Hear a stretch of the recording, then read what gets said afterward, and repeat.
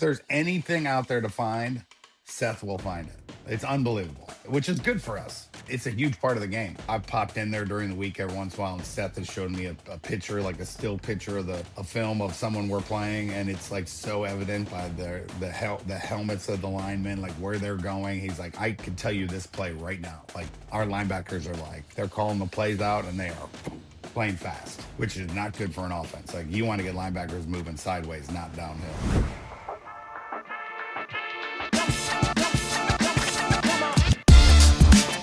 Welcome back to the ANF Podcast. Today we have special guest in Tim Lester for round two. It was an awesome discussion. We get into a lot of the follow-ups we had from the original discussion, get into how he interacts with D coordinators after playing them multiple years, and then just get into a broader discussion of his scheme, how he likes to make adjustments throughout the game, how they have answers to everything. It was an awesome time. We'd just like to say thank you to Tim. You know, doing this twice with us has been really special, and it's been a really good time. Yeah, and thank you to our fans and listeners as well. If you told us 3 years ago we'd have 3 hours prior to the season with the offensive coordinator, it would have been, we would never have believed it. And that's all because of you guys, your comments, your interactions, your likes, all that stuff, and building this channel and straight, like word of mouth is how we got to this point. So really appreciate it. It kind of feels like a culmination of a lot of work between us and you guys. So thank you. Thank you. Welcome back to Season 4 of the ANF Podcast. Today we have Tim Lester, offensive coordinator for the Iowa Hawkeyes for round two. Tim, thank you so much for doing this. This was an awesome experience first time. We'll just kick it straight off, let Kyle open it up, and thank you again for joining. I'm looking forward to it, guys. You're about to kick off fall camp, and the physicality of Iowa's fall camp is almost a stuff of legend. Was there a kind of a culture shock moment when first joining the staff in your first few years of maybe Caleb or Jacob Gill kind of getting hit a little too hard in fall camp, where you looked around and said, are we okay with this? Or how was that first fall camp with that type of practice style? Yeah, I think it was definitely shocking, right? And I think the worst part about it was I was coming from Green Bay. In the NFL, you don't touch anybody, you know? And so going from a place where no one's touched, you know, it's illegal in the NFL to grab a receiver too. But it was a little bit of a shock, but it was good. It was good for our guys. I mean, mentally, it happens on Saturdays. Defense, the way defense is played in the NFL compared to college is totally different. And so getting comfortable, obviously going against that defense every day is challenging, and it's good for us, you know, to have to go against something like that every day. But yeah, it was definitely a little bit of a shock. What do you see the output of that physicality? Like, given that the way we practice and the way it's kind of allow your players to handle that, what do you see on Saturday, the output of their having to deal with that consistently? Yeah, but I think you see that everywhere. You know what I mean? Like back in the day when right. When Oregon went fast, you know, their defenses were never, when they would face a team that could run the ball really well and be physical, they struggled. This is going way back to when I was young. But it just makes you physical. The physicality of it, it's you look at any team that has a physical offense and they normally have a physical defense, and vice versa, right? So it's good because when it comes down to having to move people up front, like you're not going to gain a yard against our defense unless you move people up front, you know. So it's I think it can be frustrating during the week, but on Saturdays it's an advantage for sure.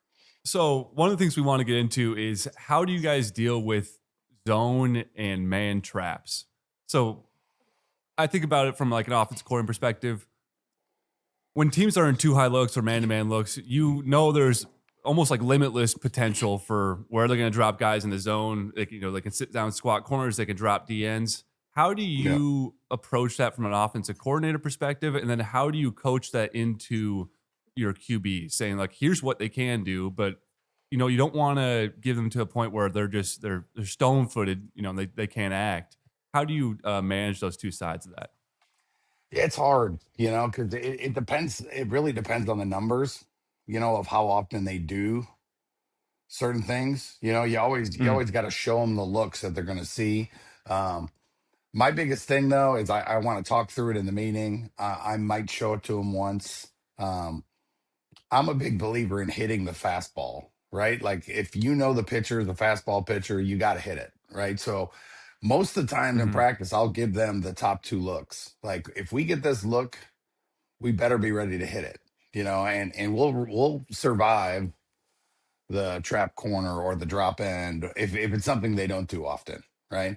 If it's something they do, if it's one of their Mhm. top two defenses they play, I'll give it to them all week long.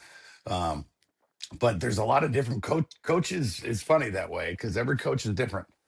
And I've been with coaches that always show them the hardest looks, and then you get in a game and you get the perfect look, the look you thought you were going to get, and you miss the throw because you've never given them, you only give them that look Yeah. one time. I want to hit our pitches, right? I mean, you need to hit 5, 6, 7 a game. And if you get the right look, if I call it, we get the right look, I want to hit it. So I want to practice that look. And we'll talk through the other looks. Mhm. We'll walk through the other looks, the curve, what you call the curve balls, and survive those plays. Yep. But I'm more of a let's make sure when they do their base defense and we have this call in, we have to execute this play. We're going to get the matchup we want. We got to make the throw. And then in walkthrough, I give them all the different looks where they're going to have to check down, survive the play, just make it a positive play. That's something Mark was really good at. When things went haywire and they gave us something they hadn't shown, he was really good about getting a positive gain, checking down, making sure we weren't 2nd and 15. Um, but I'm more a believer Mhm. of let's hit the fastball. Whatever their best thing is, we're designing our Yeah. offense that week for those top two defenses. So let's make sure we hit them when we get it. It was really interesting to hear your breakdown of the QB draws on the Lystico podcast. How those are actually kind of like a post snap adjustment when you would see shell coverage, as Yeah. well as the Vonamy hitch in the Vanderbilt game was a route adjustment based off pressure. Yeah. How many plays? I mean, how do these kind of route adjustments work? Are they bucketed off shell looks, man-to-man looks, and pressure? Or how does it kind of, how consistent is that? It was fun this year to do that. I mean, we just did it more this year than we've done in the past. We've always had it in, but never called it as much as we did with Mark. Obviously, Mark was a great runner. But on that one, the route that DJ's running is really just our nickel pressure answer. We have our nickel Gotcha. pressure answer. We have our man answer. So you really have like zone pressure answers. You have your man answers. And if they just want to drop Yep. everybody, then we're going to go ahead and let Mark run it. Does that make sense? And Yep. so that's kind of and that one they brought nickel pressure. We threw the hitch or the stick route to DJ and he broke a tackle and went for 50. And there were multiple times this year where I had quarterback draw called and he ended up throwing it because that was his answer to certain looks. You know what I mean? And you just want to make sure he has something to do with the ball aggressively once he figures out what they're in. And that's one thing that's going back to our defense. Like our defense makes it really, really hard to know what's coming till after the snap. So it's sometimes really fun on Saturdays when we take a snap and we know the coverage already. Because it never happens on Saturday. On Tuesday, on Wednesday, you take a snap and it looks like one thing, and then post snap, it's another thing. You know what I mean? So our guys get really good at adjusting on the fly. So if they give anything away pre snap, it's way easier on Saturdays than going against Phil Parker, which is great. Yeah. Who would you say is, from a defensive coordinator perspective, does the best job of masking looks? I have a couple, in mind that we've covered. But some teams are, very, we would call them rudimentary, but they're just going to line up in, a lot of man concepts and play with you. But who do you think does the best job of mimicking Iowa style to a certain degree when it comes to disguise? The unique thing about Iowa is that it's not like super tricky. It's they line up one way every single time. They just get to everything from that look. You know what I mean? I would say the hardest look, and I don't really have a name off the top of my head, but is when teams are aggressive enough that they'll go like 8 up, like Vanderbilt. We had a month to get ready for Vanderbilt, right? Yeah. And they love the 8 up, 7 up. I think 2 years, my first year, we played Nebraska and we had the walk, we had Stratton White, playing, and they had them all up. Yeah. And they might be in Tampa too, with all 11 guys standing at the line of scrimmage. That's hard. Now you can get beat really quickly on that stuff too, but then every single play has to have a motion to see if it's a real blitz or not, a can to make sure we can get out of it. That was great about the bowl game is we had a month to get ready and every single play had an answer. Every single play, Yeah. not just your third and short, their big cover zero. Like some teams just do it in spots, right? So you have your answers on third downs, but when you have to have every single play in your entire game plan, have all the different answers, it takes a while. You know what I mean? And a lot of work. And so that was, Stratton struggled big time, like, because he was struggling seeing things. He's nervous, obviously. But that's probably the hardest, that we faced. Because it's different than our look, which is just looks like quarters every play and never plays out quite like quarters. It's always some kind of version, or maybe it's a one high. So that's the hardest part. And I think of Nebraska 2024 and I think of Vanderbilt this year as the two teams that would consistently do that. The funny thing is we screwed up the very first one, third down against Vanderbilt. We messed it up, the quarterback. We motioned a guy across. We were trying to see if he was going to run with them. Unfortunately, the two DBs were having a conversation. Mm-hmm. So when we motioned, no one went with them. And because they were talking to each other. Oh, and so Mark didn't think it was coming. And then so he starts calling for the ball. And then the guy turns around and it was like, oh my God. And he ran across. So Mark's snapping the ball as the guy realizes my guy just motioned. And it was cover zero, and they had one more than we had, and Mark broke a tackle and ran for 35 yards, and then they didn't do it again the rest of the game. Yeah. But it was one of those, it was just, he eventually did go over there, but it was just ironic that they were having some him and the DB and the corner and the safety were talking to each other while we motioned, and Mark didn't see anybody, so he thought he was fine, and he should have canned it. We had the can on it. He just didn't can it. And so once they got back into their cover zero look, I was like, uh-oh, we're in trouble. And then Mark broke a tackle, and it's one of those like lucky plays. And then they calmed down. They did it a couple more times, but not like they had shown. I think against Tennessee, they did it like 7 of the first 15 plays. They were up. It was just like, man, it just makes offense. There's great opportunity in something like that. But it's going to be high pressure and quick decisions, and quarterback's got to be on. You can really make them pay, but if you're not ready, they'll make you pay. We were even trying to map those previewing that game. We watched like the Tennessee Auburn game, and then I think one other game, and they had 8 novel looks even within that. Yeah. So I remember one of them was the linebacker was in the A gap, dropped back, and then re-blitzed, and it was like coffee. They called it the coffee variations.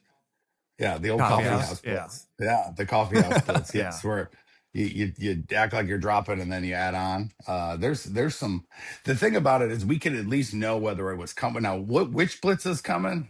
Take out your Rubik's Cube and figure it out. Right. But you can at least know if it was coming. Is it going to be zone? Is it going to be man? Put a shift and an emotion on there. Someone got to run across if it's man.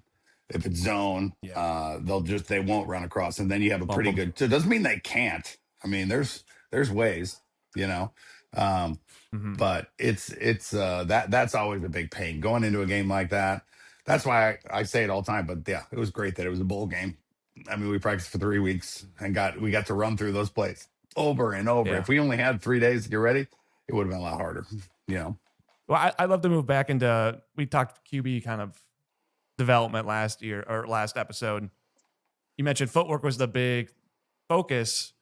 What's your approach towards QB motions, like throwing motions? Do you kind of go hands off there? Want to have kind of an inherent, they've developed that motion their entire life. We don't want to make any adjustments to it, or how do you view that as a coach? Yeah, I don't mess with it much. My job is to try to make it more efficient, right? So I mess with the carriage a lot. Because I want to help them use their natural God-given motion, because you're not going to change that. There's not enough time in the day for you to change a motion. Yeah. And obviously you've recruited this guy, so you've already seen it live. So if there's any hiccups, you should know by the time they get there, if they have some type of issue. But it's really all about their lower half and their carriage. You know what I mean? And if you can get them loaded, we call it the baby J. You got to get it loaded quickly, as fast as humanly possible. So what we really should try to do is make them more efficient in their throwing. You know what I mean? And so it's funny because they all have quarterback gurus they go to. that in the off season, their high school coach or whoever they go train with from all over the country. Uh, and Yeah. then it normally just takes them, like a year of being in the building to realize that they don't, it's my job, and that they normally, most of them have gotten rid of their pads. uh, and just because we make little adjustments and they see the ball coming out better with more power and a little bit more zip, but the motion itself, I mean, you really, I think you tinker with it. Same in the NFL, you just try to make it more efficient, and when they see you suggest something and then they see it work, then you get buy-in, right? And like as soon as you get that, then they start seeing why you're trying to tell them to do the things they're doing, and all of a sudden they take off. And it's been fun. A couple of our guys have, they don't tell me, but I heard through the grapevine, a couple of them got rid of their quarterback coaches because they're liking what they're getting in the building, which is what you want to hear, which is good. Can you explain some of the timing aspects of the deep passing game? What variables are you trying to remain consistent? Like, what are you looking for from a teaching perspective? Like, we need this to occur and we need this to occur for this to all work out.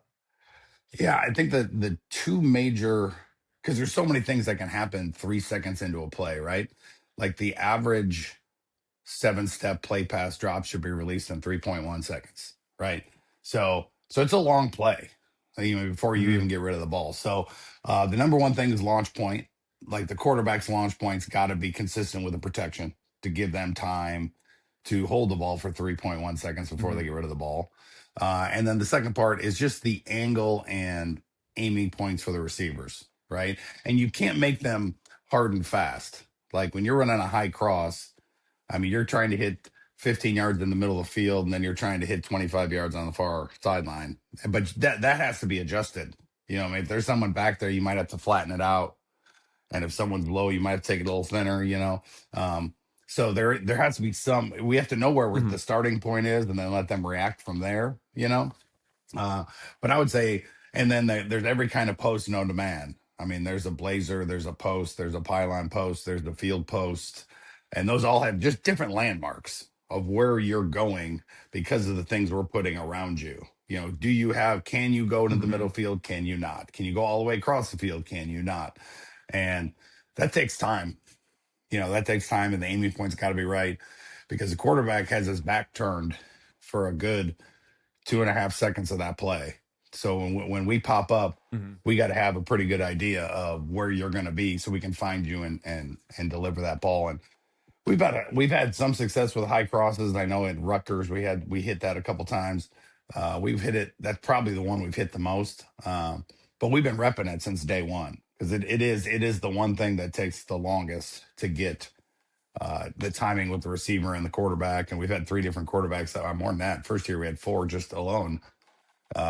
But it's been getting better. But it is hard because people don't think of the exactness of a deep passing play, but it has to all be right on point to get a big one. We've missed some. I can tell you that. Yeah, that's always the fan perspective. Is like, why aren't we going deep more? Yeah.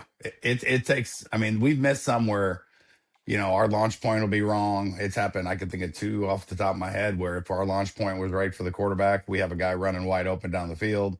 And then we've had a couple where the angles with the receiver was wrong because we're throwing it to one spot and they're too thin or too thick. And this group, at least this spring, it's a process. No one likes processes. They want it to happen really fast, but we've been getting better and better at it, which is good. You guys utilized a lot of bubble screens in 2024 and a good amount last year as well. But how do you kind of coach that decision making? Is that right before pre-snap or post-snap where you're kind of looking at that third nickel defender or safety? How do you coach your QB to make that decision to whip it out there or not? It's so funny because that is like the, I don't know, that I'd say that's one of like the main categories that every offense is a staple. Like, are you like the air raid or back in the day? Like if that Sam was just inside the bubble, you were throwing the bubble. Like it was an automatic disconnect. It was kind of like running the veer. Like you get a 4-eye, it's an automatic pull, like all these rules, bringing an NFL offense to the college level, when defenses are as good as they are, just because that Sam linebacker is a little bit inside that bubble does not mean that Sam linebacker can't go run and make that tackle. Yeah. You know what I mean? So we are way more about blitzing. It's more of a nickel pressure answer than we are just trying to get the ball in space. Gotcha. Does that make sense? So if you ever see us throw 100%. a bubble, it should be nickel pressure, or what he thought was going to be nickel pressure. I guess if there's no one out there, Gotcha. and there's like literally they don't line up, they're not lined up right, we'll throw one out there. But for the most part, it is a nickel pressure answer, and I guess if there's a ton of space, or if we have like Weege had different rules than everybody else. Like if the guy was way inside of Weege, we'd throw it to Weege. A lot of it is we call it KYP, know your personnel. So if we have the right guy out there, we might loosen it up and be more aggressive towards the bubble. But until we have a guy that we know is going to break one or two tackles every time he gets the ball, we're just trying to protect our run game with, hey, if this nickel comes off the edge, it's going to be a tackle for loss. Throw the bubble and let's go get 5 to 7 yards out there. Yeah, so that's like the spread versus the style you're running. Is the spread would view that as like an inherent play. Like, all right, if we get the look, we're throwing to it. But you guys are using it solely as protection. And so that's the core concept difference, is that this is just an outlet for us rather than a, core principle. Exactly. That's exactly right. And then sometimes you'll go, sometimes it's 3 skill out there. You'll extend 3 guys away, and now you're reading the mic. Is the mic out of the box? Is the mic in the box? If the mic's out of the box, we're running the ball. If the mic's in the box, then we're going to have numbers out there on the bubble. If you're talking 3-man bubble instead of 2-man bubble, but it's all the same thing. It's who are we reading? Who's, who can outnumber us in the run game? And if they don't outnumber us in the run game, we're running it. And if they outnumber us in the run game, then we're going to spit it to the edge and see if they can tackle out there. One of the moments we had early on, I think it was Wisconsin, the second quarter. It was the time where we saw this run game, the sophistication of the run game look different. Was you guys ran a backside crack with Gill, and then you ran, I think, an inside zone handoff to Caleb to the right, and then he immediately broke back for like a backside C exit for a walk-in touchdown. I imagine that one was called, but it appears that a number of your guys' runs, especially against heavy fronts, are ended up to backside C. And that was one of the original things you broke out when you started as no C. It's like, hey, we want to dominate the C gaps. Can you talk about that backside C cut within your offense? Why is it so important? And what is it doing to the defense when it comes to these other basic zone concepts? Yeah, there's 2 major questions to that. It's how fast can you get it there? Right? Because it has to, the zone has to look like it's going one way first, right? But the hardest blocks in a zone run scheme are the backside blocks, right? And if they can get something cut off on the backside, we want to hammer it out the front side if we can, but those are hard blocks. A lot of times, like the defender's inside of us, and we have to try to root hog him out of there. And if we can't, we need to keep him in the line of scrimmage and just run him, and that's the beauty of zone run game, right? It's not like power or counter where you're creating a gap. Like this is the gap it's going in, right? Zone can hit anywhere. And so on that particular one, we had Jacob Gill coming to handle the backside C gap, and he was trying to kick out a DN, and he did. And we knew with a sifter, even though he's little, he's tough, and all you got to do is get in the way. We used to do it at Western with Greg Jennings, great player.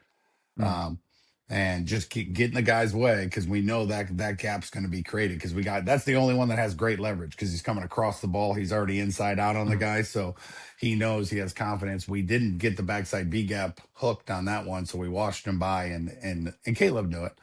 He knew where he had to get backside quick if we didn't get the backside cutoffs. And he was good. Sometimes I feel like he would just guess and say, I'm going back there, and he was so fast that he would make it work a lot of the times, but on that one, that's the whole idea of the cross sift, whether it's a fullback, whether it's a tight end, whether it's a receiver, at least one of your backside blocks is inside out and has good leverage. Doesn't mean he's going to win that block, but he's got a huge advantage over the defender. So that's why, and we always throw that in the play call, so the running back knows he'll have a sifter, and if he has the sifter, then he knows he's going to have a pretty clean backside if he needs to get there. I still want him to press the front side because depending on their blitz and their stunt, it might go right out the front door, you know, and that's the beauty of zone schemes is everyone's trying hard to capture the front side number of their defender, but if they can't get there, they got to wash them by and we'll go behind it. It's not a big deal. Well, that's like such a big piece of your guys' offense is receiver blocking. Like Gil was, 5'11", 185, and just was a demon in the blocking game. Yeah. It's so like, tough. I feel like that's so tough. And that's such an interesting piece of NFL development. You know, a lot. I'm sure you speak to this a lot in the room, but if you are I guess you call it like an all-tool player, and you can go inside and block linebackers and safeties as a receiver, that is incredibly valuable at the NFL level, especially how you guys are aligned within Shanahan. It's like you got to come inside and block a DN linebacker and safety quite often. Mm-hmm. Yeah, definitely. It's huge. You think about like the guy that I think about when you say that, two guys. I think of Cooper Kupp. Now, he's later on in his career now, so he's not doing much of the heavy work, but he was an unbelievable blocker. I mean, that little guy, I mean, he was in there handling linebackers and DNs, and Hines Ward was another guy. Like, just unbelievable how tough they were, you know? And now, after the knee injury, Cooper kind of became more of the outside guy, and they brought Puka in. Now, Puka does a lot of that work for him, you know, as he's gotten a little bit older. Mm-hmm. But the MO in the NFL about Cooper Kupp was like, I know he was Triple Crown and he did a bunch of great things, but everyone just talked about his blocking. Like that was the thing that stood out to everybody, is just the way he went in there and got the job done in the run game. And then I think he led the league in receptions too. But more importantly, he was a willing blocker. That hybrid player is kind of the essence of this offense, right? You have Kittle, who can be a great pass catcher as a tight end. Kupp, as you mentioned, a great blocker as a receiver, and then Juszczyk's like this utility, all can do everything fullback. Has that changed your guys' recruiting approach at all in terms of looking for these kind of hybrid players that can play tight end and receiver and kind of emulate those guys? I think so. I think you're just trying to find the best athletes, right? You know, like DJ is a perfect example of a guy that's very versatile. You know, there's so much he can do. I mean, high school quarterback, can block, can run routes, can go out wide, can play in the backfield. We got a young kid, Mason Woods, that's very similar. That can just do a lot of things, right? And so I think that's why so many teams run this in the NFL. It's like draft the best player. It's fine. Like if he's a wide out, great. If he's a tight end, great. If he's a fullback, awesome. Because it's flexible enough to get your best players on the field, and it's built into the offense of how to use those guys. You know what I mean? Depending on what they do. So it's been fun every single year in the spring with a new offense and new pieces, and the young guys are getting better. And so you can kind of start opening up new chapters of the book to run the same plays. It's just a new motion or a new shift or just a way to get them into better position, you know? So it's been a lot of fun to study, you know, once you get to know your guys as they grow, because they're getting better too, right? Like these guys, like they go down with Ray, they come back and they look like a different person sometimes, you know, like they grow and they get stronger and they get faster and they get more comfortable in what they're doing. So that's the best part about the spring, and really camp too, which is a couple weeks from now, where we'll start seeing, well, what kind of summer some of those young guys, you know, our two new receivers, Evan and Tony, they were just thin. Like I'm not nothing against the weight, you know, the weight programs at Furman or University of Texas, Rio Grande Valley, but they look like different people than they were when they got here in January already. You know, their bodies are different, you know? And so, so it's going to help them get their jobs done and protect themselves so they can be more durable, you know? So it's fun to see someone that hasn't been part of Coach Braithwaite's strength program, and then they come in, and then a year later it's like, who are you? You know? And so it's fun. It's a huge advantage for our program. It's been for a long time. Given that your fall camp personnel you have a lot of familiarity with some of the kind of the key pieces. The quarterback room is going to be a big decision, but what other position groups are you most looking forward to seeing? Like you're trying to find those gravity pieces for this year. You always mention kind of players over plays. Yeah. Who are you looking to what room you're looking to develop the most to kind of determine, all right, who we can get the ball to this fall. It's interesting. Probably the wideout room. I think we have a lot of depth there right now. We got a couple guys, like Dayton Howard really took a couple big steps last year. KJ Parker's getting better. Obviously, we got the two new guys that we don't know a ton about. We got Reese coming back. So there's probably a good 5, 6, 7 guys in that room, and it'll be interesting to see which guys kind of rise to the top in camp, to figure out who we're going to try to get the ball to. Obviously, the tight end room with Addy back, you got Ostrenga, and obviously you got DJ. But Thomas kind of came on late in the year. Our freshman tight end did a really good job. Ortworth's back. So it's a really healthy room. And I really felt like late in the year, last year in the running back room, Kamari was just continuing to get better and better and better, but X was getting better and better. And Nate the Great was getting better. So it's, there's a lot of internal competition, like going on in a good way, which is, it was a lot different a couple years ago, when we were just trying to find a couple players. Now we're choosing between the group of pretty good players, which is a totally different mindset when you're coaching, which is fun. That's what you guys have done such a great job of since you've started, is just retention of your skill players. Occasionally, we get to game 8 and 9 of the season and you have a couple injuries at receiver, and then you're throwing out, some walk-on guys. You guys are now, how many deep at scholarship receiver, scholarship tight end? That's a huge piece. You go through a Big Ten schedule. You're not, rolling out guys with talent over and over again. That's usually what differentiates college teams as you get into the playoffs. It's like the reason Alabama's always really good is because they got the 3rd, 4-star at receiver or running back that they didn't anticipate to play, but now he's playing serious minutes. That's the biggest piece. 100%. Depth. Because guess what? In football, injuries happen. They're going to happen. Just the way it works. You know what I mean? So you better have, if you're going to go through a 12-game season, like everyone's got to be ready. All hands on deck, So this is just a general, quarterback teaching offensive philosophy question, but can you explain for the fans the difference between pure progression and coverage reads? Which way do you guys lean at the college level or within your guys' system? And what are the two differences? What are the major differences between coverage reads and pure progression? Well, I think we're definitely more pure progression than anything. This whole offense. I don't know if you saw that Kirk Cousins, he was at the podium last. Yeah, that whole thing, right? And it's the truth because defenses are so good now. If you know coverage, you can be a lot more efficient, but you just don't know coverage all the time. You can't be oblivious to the fact that teams are going to trick you, so by being a pure progression team, like our guys know who 1, 2, 3, and 4 is. They know who their yes, no, or their alert is.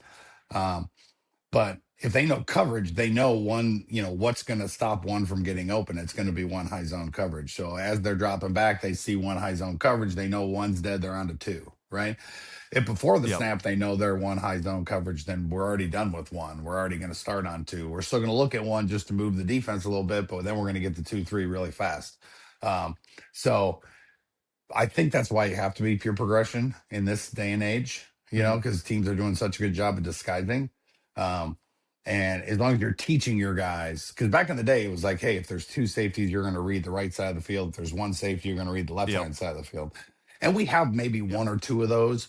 But of the, I don't know, 2, 3, 4, 500 pass play, whatever it is, I would say 99% of them are pure progression, but we always talk about the coverages so that they know. If you're a young kid, you just look at number 1, then you look at number 2, and then you look at number 3 and figure the rest out later, And that's why you have a guy like Purdy that played well as a rookie.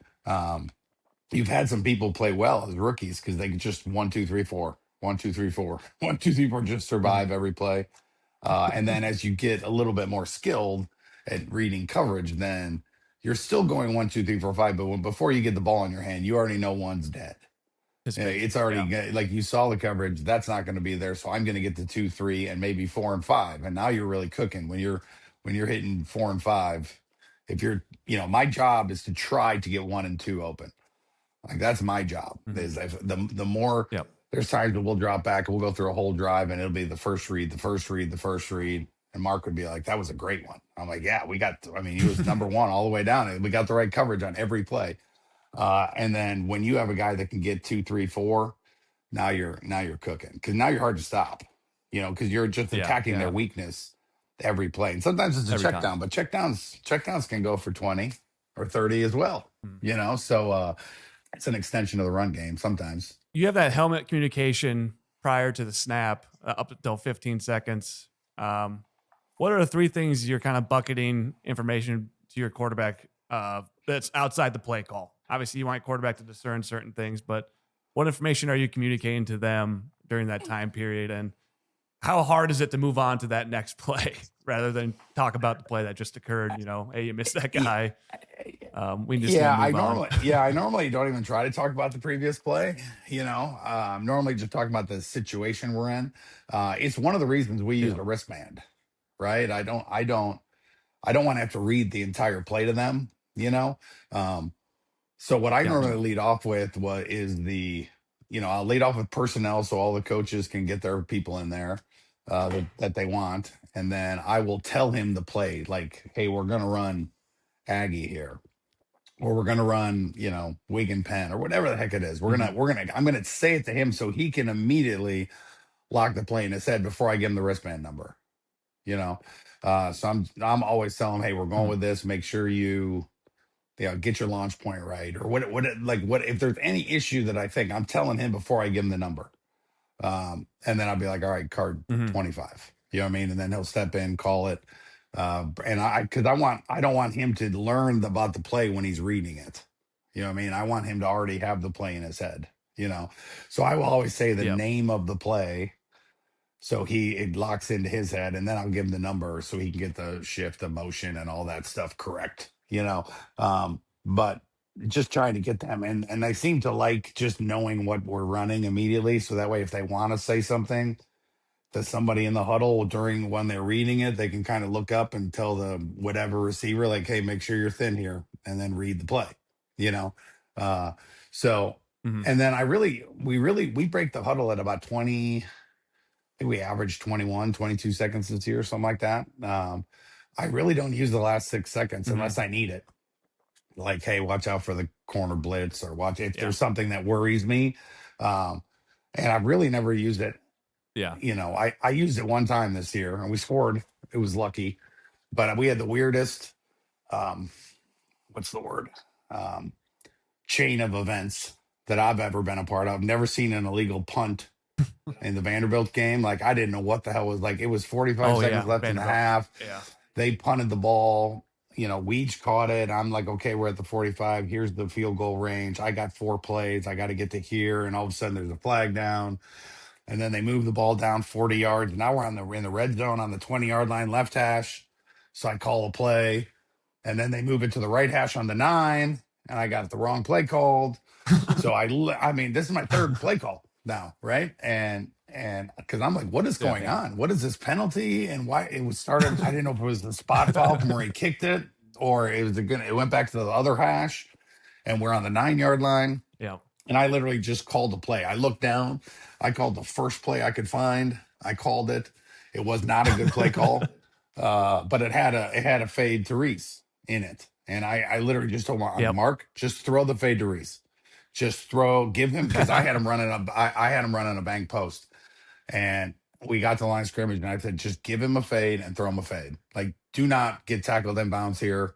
Like, I don't care if you throw this thing away. Like, let's just get the second down. We got 45 seconds left. And Mark did a great job. He caught the ball. He signaled out there, gave him a fade, caught the ball, drifted back, and dropped it up. And Reese went up and made a great play. But that was a really unique scenario. I mean, there was so much going on as far as they kept moving the ball, and a penalty I didn't even understand, or I've never seen, I guess I should say. But other than that, I'm sure these teams. Yeah, I've never seen it. Right. So anyway, that's the only time I really used it, at the line of scrimmage, only because we got there so fast, because I don't even know if the officials, they didn't even start the clock. Yeah. So I could talk to them the whole time at the line of scrimmage, because it was a unique scenario. But other than that, I'm just trying to get them locked into the play that's coming in. So if they want to say something in the huddle, they can. I'll a lot of times talk about cadence. Hey, we're going on this cadence here. It's one thing we've added the last year that I thought helped a lot is we practice certain plays with a certain cadence every single time all week long, just so they get comfortable with the cadences. So I added a new column to my call sheet so I can tell them what to go on, if just so they don't, it's one less thing for them to think about, and they've appreciated it. Sometimes you get a veteran quarterback and he loves having control of his own cadence, when you got these younger guys that are developing, you still want to use the cadence as a weapon, but you almost have to script it in there. Like, hey, we're using this cadence on this. So if we get them off sides, we're going to take a shot, or we got to have a can on this play. So we got to go on double cadence. And so that's been helpful for these guys, We talked about it last time, but one of the best parts of your scheme that we've seen develop is you guys' reverse and sweep game or opposite sweep game. How difficult is that to teach the timing with that? What's like your biggest concern when you're running those types of plays?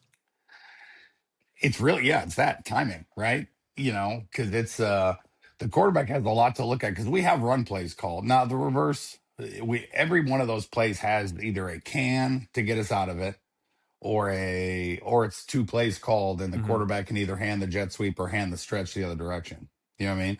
And so we pre-snap that normally. Like we're looking at the defense to figure out which one we're going to go with. Sometimes we have the edge protected. Sometimes it's a wide open. I hope you're right, because we've gone backwards on some of those too. If the end's wide, I think Cade, and if we did Michigan State, I think he handed one when he shouldn't. The end was like in a stand-up technique, like 5 yards outside our tackle, and he handed the jet sweep that way instead of handing the stretch the other way. But it's really just the timing, and we practice it, and there's so much motion. There's times that we're snapping it with that same timing on run plays on purpose, just so we open up and the guy's running right by us, and then we're handing it to the running back, so I think you actually do it more than you think you're doing it, because we use those fly motions so much in regular offense that it becomes more comfortable. Our guys have done a really good. It's just one of those things that we just do. It's just what we do. You know what I mean? So it's not all that. I don't make a huge deal out of it. I make it seem like it's really easy, and they might screw it up once in practice, but they get good at it, and it does. It makes it hard on a defense when there's a lot of stuff going on behind the line of scrimmage. Yeah, it sounds like it's another one of those protectors similar to the bubble, where you're kind of using it as, it's not a called play, but it's going to have something that just functions as a backside holding defender operation. Move into you guys' QB room, having obviously not the athletic profile of Gronowski and Sullivan the last 2 years. Have you guys considered having a spell QB that would be, Sullivan or Fitzgerald this year in those short yardage packages? And, we'll throw out a name of Zach Lutmer with no understanding of how hard that would be to have a defender come play, goal line package. But given his high school profile and his athleticism, we'll just he'd be good at it. He's pretty much good at everything. I'd say the hardest part with having a non-quarterback play quarterback is the cadence, right? Like getting everybody off the ball. And it's so important that it's hard enough just to get my quarterbacks all to sound the same. They all have to, like, the rhythm and the cadence has to be the same so we can get off the ball. Like us getting off the ball within a slight advantage is huge. And that's why you have to use multiple cadences, and they all have to sound the same. You can't have different pauses in between the first hut and the second hut. So that's always the hardest thing, is when you put someone in there that hasn't done the cadence. That's always my biggest fear. I don't have any fear once that guy catches the ball, because he's a great athlete back there, but it's really all about the cadence. But we've talked about it. Both Hank and Heck, they can run. They're going to be more like Sully. Sully was an edge runner, whereas Mark was an A-gap runner, which I've never had an A-gap quarterback runner. They're few and far between, but if there's we've discussed it. I don't know if it's going to happen. We'll see by the end of training camp. Mhm. I got a couple wrinkles that we're going to roll out there in camp, and if they look good, we'll roll with it, and if they don't, we won't. But Lumber's not a bad. He's a good option. I mean, I got him. I got Reese was the high school quarterback. DJ was a high school quarterback. Yeah. And then we got a couple quarterbacks in the room that run pretty good. So it's there are some options, which is what we got to figure out during camp. We talked about this with a bit with Seth on player tendencies and how they use player tendencies of the opposing team against them. How you're aligning, if your eyes are in a certain spot. How do you guys go about that from an offense perspective? Do you guys have people on the offensive staff watching your receivers, watching your running backs, tight ends, all that to pick up those during the season? How's that that process occur? It's now we have one analyst that's his job, but I would tell you the best people are the quarterbacks. They're great at it. Like each quarterback has an assignment and last year you talk about quarterback mannerisms. It's a big deal. I mean, we had a game my first year where Cade was giving some stuff away, and I knew it. I couldn't wait to call their D coordinator after the game and be like, all right, you knew run pass. How? Who was it? And we're able to win the game, but it was still, they knew. Yeah. It was still evident they knew, and so we assign the quarterbacks roles, right? And the guy that does our quarterback mannerisms is Ryan Fitzgerald, and he's great at it. I mean, he'll make a cut up of Mark, and he'd be like, "Mark, I got you, man. When your feet are like this, this is the run play, this is the pass play. Wow. You're milking your towel too much on pass play, like all those things." And then I have another quarterback that's looking at the O line. I got another quarterback. The backup quarterback's normally looking for defensive tells, but I give them each homework, and it's the same homework every week. But I normally take. I want the backup and the third stringer doing something with the defense. So they're looking at the defense that they might have to play against. But I have the scout team guys are normally the ones that are looking at us. They're looking at our O-line, our receivers, and our quarterback just to see if there's anything out there. Because there's no team better at it than the Iowa Hawkeye defense. They are unbelievable. They know if there's anything out there to find, Seth will find it. It's unbelievable, and which is good for us. It's really good for us. And but yeah, it's a huge part of the game. It's a huge part of our defense is really good at it. I've popped in there during the week every once in a while, and Seth has shown me a picture, like a still picture of a film of someone we're playing, and it's like so evident by the helmets of the linemen, like where they're going. He's like, I could tell you this play right now. Like, just look at this still picture. Wow. And our linebackers are like, they're calling the plays out, and they are playing fast, right? Which is not good for an offense. Like, you want to get linebackers moving sideways, not downhill, and so they do the best job of anybody. And that's why I always try to get to Seth at the end of training camp or at the end of spring ball. Be like, all right, dude, what do we got? Like, you got something. And I know you're not going to tell us till spring ball's over, but like, we try to share as much information as possible. You don't really think about it, but it's like essentially like 11 guys playing poker hands. If anyone's tipping off anything, then it's over. And it's such a funny part about humans is we're so repetitive in our motions too. Like you're not even conscious to what you're doing, but especially when you're stressed out and you're a big moment too. Of course I gotta throw here. I'm gonna rub my hands, make sure I gotta make this goddamn throw. Yeah. That'd be something to look for this year when watching. Yeah, well, I tell you, my favorite story with that was my first the OTAs in Green Bay. I was the senior analyst, and I was with the defensive guys studying Green Bay's offense. And the defensive coordinator asked me to do they call them mannerisms, on Jordan Love. So I did. I spent a couple days looking, and I found one thing that was pretty telling, and so he had me present to the defense. So I'm in front of the defense, and I showed him what I found. And then I'm like, all right, let's watch film. And I'm watching film, and I paused it. I'm like, is this a run or a pass? And off the way his body was standing, And I went to our D coordinator. I'm like, hey, this is pretty bad. Like, do you want me to tell them? He's like, no, we'll tell them at the end of OTAs, And so once I presented to the defense, I walked up to Joe, and Joe's like, "You go down there right now and you tell him, like, we got to get this fixed." So I went down to the quarterback room. I knocked on the door, and Tom was like, "Hey, what's going on?" I'm like, "I just did the mannerisms on Jordan. Do you want me to show it to the quarterbacks?" And he said, "Yeah." So we went through it, and he went out there and fixed it immediately. But the way he was standing was evident, whether it was a run or pass, and but there's a lot of that going on in the NFL, especially because, like you said, we're creatures of habit, right? And you stand, you're about to do a certain movement, and your body gets in a certain stance, and when it's a run play, your body's about to do a different movement, so you get in a different stance. Sometimes it's just the way you put your feet, the way like whether your back heel's on the ground or off the ground. There's so many little things that are going on that can give your guys a slight advantage. We're moving into fall camp soon. How do you focus on your install for fall camp? You mentioned that you can pretty much run most of your plays out any set or any personnel. It just depends on coaching that in. Do you focus then on just kind of core concepts to teach them in terms of run plays and pass plays, or how does the install work? And then how different is a camp playbook to like an end of year playbook?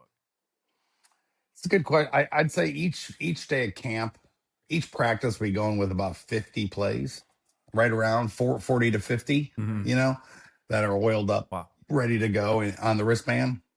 But they're the same plays over and over again. We'll run, this counter on day one, a different counter on day two, a different counter on day three, a different counter on install 4. We'll do the one gun, one pistol, one under, one with emotion, one without emotion, one with an RPO, one without an RPO. But our line's running counter, counter, counter, counter. You know what I mean? Yeah. So I'm way more of a let's keep everybody growing. So we're gonna have 1 or 2 RPOs every practice. We're gonna have probably 1 inside zone RPO, and then we're gonna have a couple wide zone, mid zones, probably 3 or 4.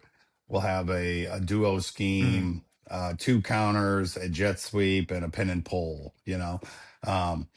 And so we just, instead of just saying, "Hey, we're going to run inside zone all day today," like against our defense, they force you to game plan them and you have to use like when you're going to run this run play, then you got to make the play passes look like that run play from that day. Right.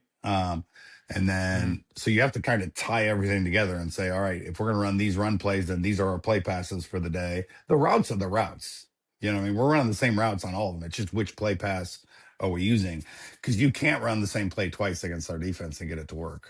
It's the most unbelievable thing I've ever seen as far as Phil Parker and the way they make adjustments during practice, So it's basically about 50 plays a game or a day, but it's the same plays over and over again, right? It's just different ways, different guys running the option, the choices. Like we might have the F running the choice one day, and then the Z running the choice, and the running back running the choice, but it's still choice and I. The play's the play. It's just different ways of running the same play. So you're also teaching them kind of how the offense works. Like, hey guys, we're going to run the same plays over and over again, but every single day we're going to have a different version of it. But the read's going to be the same. The 1, 2, 3, 4 is going to be the same. They might be different human beings. Whoever 1 is, whoever 2 is, whoever 3 is, whoever 4 is. And sometimes with the RPOs, we'll run it with counter, we'll run it with inside zone, then we'll run it with outside zone, then we'll run it with power. But it's still the same RPO, and you're still reading the same people. So that's and we really have we have 6 installs. We go install 1, 2, 3, 4, 5, 6. And then we repeat 1, 2, 3, 4, 5, 6, and then camp's over. When are you your most creative in terms of designing plays? I always think of Andy Reid watching 1940s triple option when he's coming up with his red zone playbook.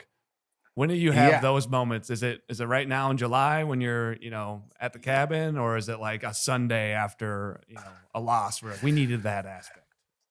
No, I would say it's probably summer, spring. When you're not chasing the next practice that's coming up. When you can just watch football. When I'm here at the cabin, I watch a ton of football in the morning. Excuse me. So I'm watching a lot of different defenses right now. Like I just watched, and it's funny because I was watching BYU yesterday, and because their D coordinator is now the D coordinator of Michigan, right? So I wanted to see by the time we play them, I'll watch Michigan doing it, but I wanted to just watch BYU's defense and see what their MO is and get a feel for them. But then you get to watch them play other teams, and it's funny because this whole Sorsby thing went on, and I'd never seen him play, but I happened to watch him play against BYU. He's good, man. He was way better than I thought. I mean, I guess I never watched him, right? And so I'm watching BYU to get ready for Michigan next year. Yeah. And man, he made some plays now at Cincinnati. Like he could throw it. Holy cow. So anyway, yeah. So you just kind of the more you watch, right? And I got a lot of teams still to watch. And then my analysts do a great job of I give them all projects all the time. I'd be like, hey, I want you to watch this guy. I want to make a cut up of this play. And I don't care what time era it's from, but like, I think we need to I did a whole study on Vanderbilt's offense this offseason because I thought they did some really unique things, So, so I would say the offseason is probably the best time. And then you just have to take meticulous notes and throw them into a file so that when you get to the fall and everything's happening really fast, because you're game planning, you have practice the next day where you kind of already have a library of plays that you really like. You don't know when they're going to go in. You just kind of got them. I kind of got them on our Playbook software. I kind of have this group of new plays that I want to try, and we'll try them all in camp. And then, then you'll wait for the right time to bust them out. But the off season is by far the most fun time to have all your guys do studies, and then they present to the staff some cool ideas. And if we think they fit, then we'll try them. And if they don't work, then they're out. They know I'll throw things out quick now. If it doesn't look good right away, I'm on to the next.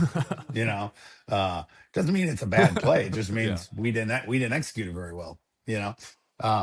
So yeah, it's by far this is the best time of year. Now that you're moving into year 3, you're starting to see defensive coordinators, multiple times.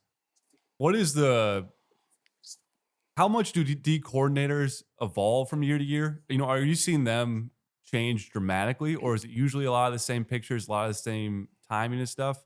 And then do you feel pressure to evolve then too? Like, we can't come back with the exact same timing perspective on stuff. They're going to have answers. How does that relationship work as you progress in the job and you start to get familiarity with other teams and they have familiarity with you?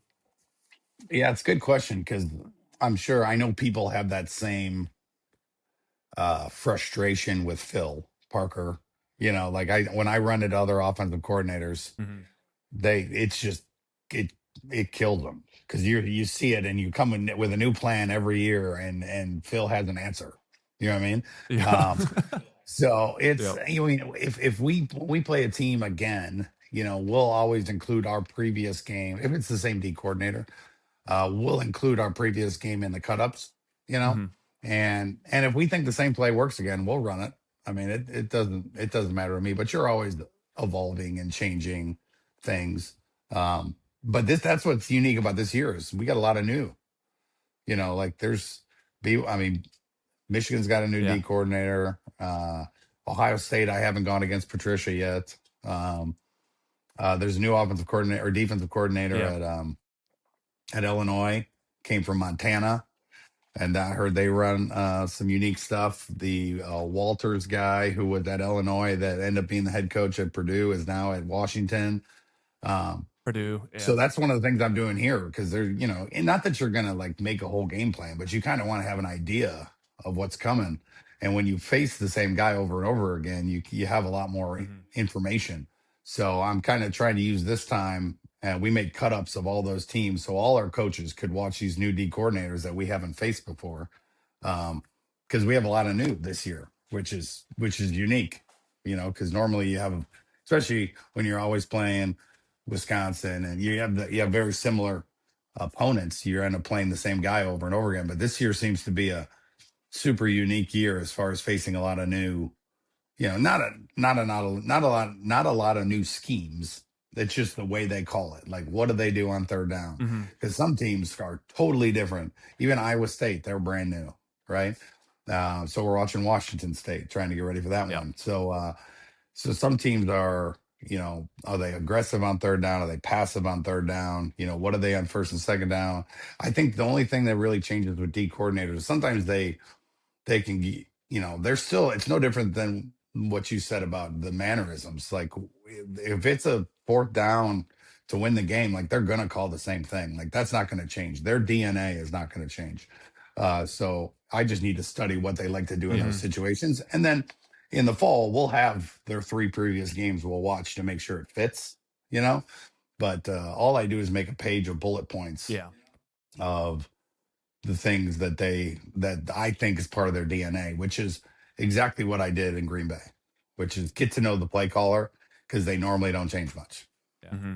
They like their things they like. That's what's funny about, we were watching a little bit of Washington State and then back to South Dakota State too in preparation for Iowa State. And it's funny to see the same teachings. Like, okay, here's how the backside off linebacker plays this. Yeah, he's gonna rep outside D gap every time. So and it stays consistent. And so going into opening game scripts, obviously a lot of opening game scripts, you're trying to figure out formationally what they're doing. How are they going to line up against you?